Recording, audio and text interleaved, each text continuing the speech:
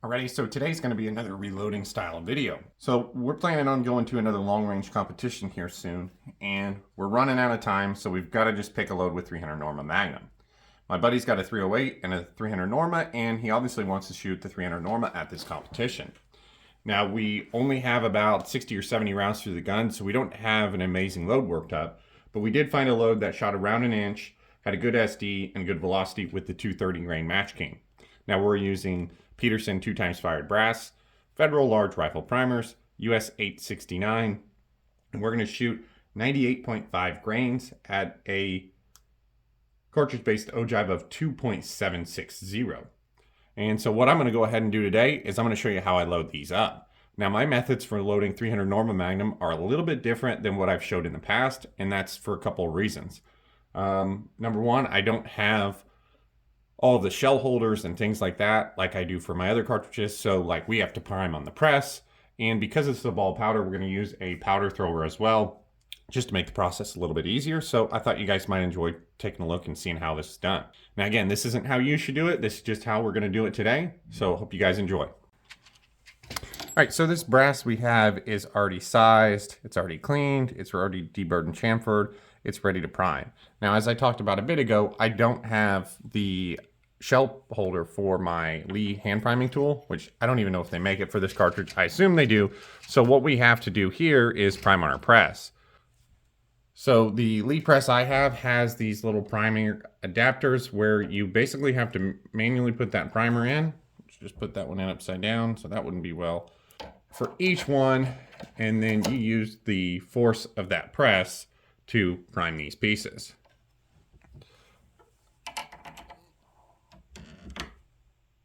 So just like that. That gives you a primed 300 Norma case. Now realistically, if you were going to let these rounds sit, you probably shouldn't put these primers in by hand because you're going to get the oils off your hands and things like that, or maybe you should wear gloves, but these are going to be shot in a couple days. Really shouldn't be too big a deal.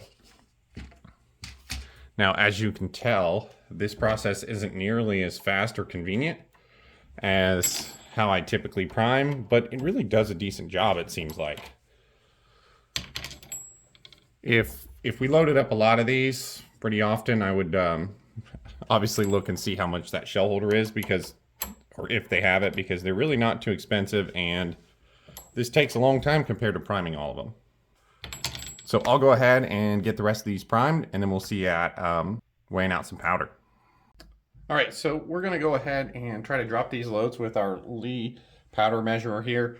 I think this is still set up from the last time that I used it, but we'll have to check. We are shooting for 98.5 grains, so I ran a couple through off camera, didn't weigh them, but just to make sure that the powder was equally distributed within the powder measure. And let's see. And we spilled a little bit of that. And we're at 99.7. And what did I say we were going for? 98.5. So we're a little bit heavy. And like I said, we did spill some of that.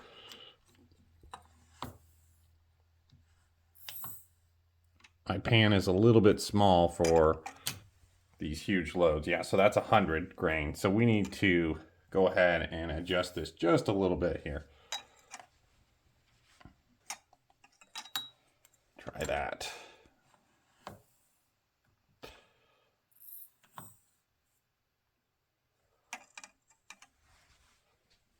$98.3.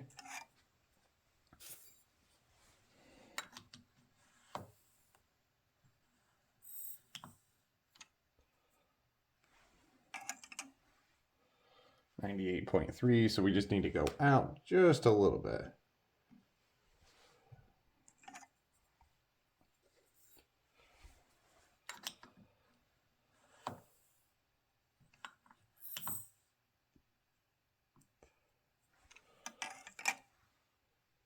$98.45, that's going to be close enough. And what we will do, what I've typically done with this, because it's so hard to get those to measure out in our pan, just drop it straight into the case. And then go ahead and check it after the fact. So then we know we're not spilling any powder. And I check every couple of them anyway. Right, that's 98.6, so close enough for me. On 100 grains of powder, 0.1. I can't imagine it's going to matter that much.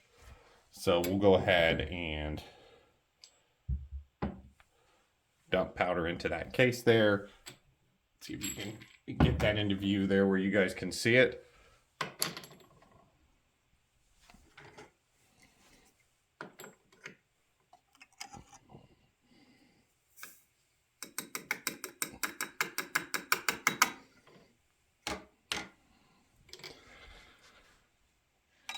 And we're just going to go ahead and repeat that process.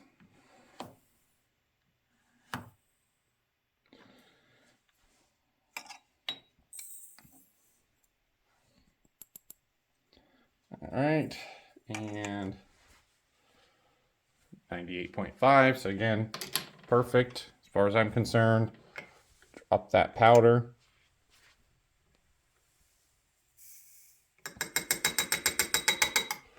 And I'm just going to go ahead and do the rest of these, and I won't bore you guys with trying to watch it. And I'll see you once I get all these loaded up.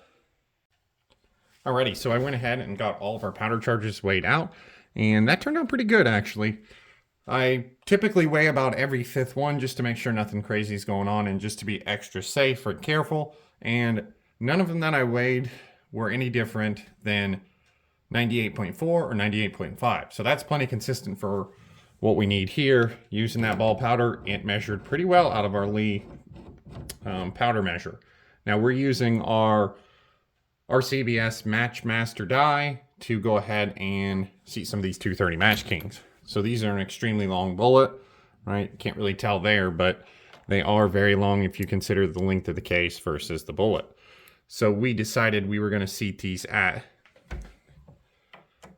which these also, my press is so small, I have to kind of tilt them to get them in, which is kind of a pain too. But I guess that's the problem, loading some of these big Magnum cartridges. Now we're going to load these at 2.760 cartridge based ogive. So this die should be close.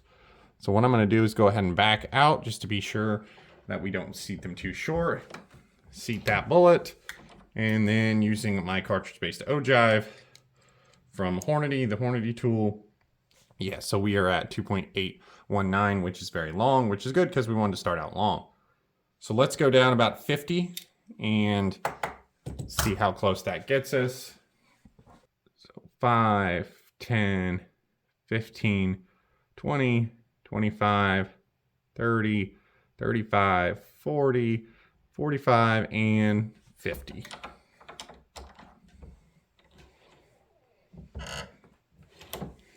Should be within a few thousandths of where we want to be. Yeah, so 2.767. So I just need to go down 7 thousandths.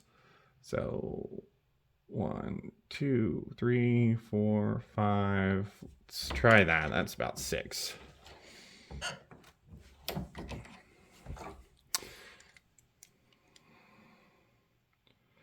Which we are perfect, 2.760.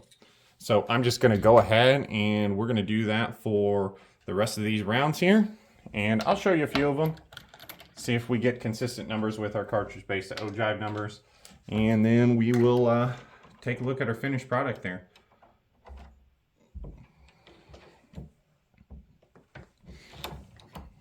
All right, so second one here that we're loading. 2.759, so about 1,000th different. Again, plenty happy with that.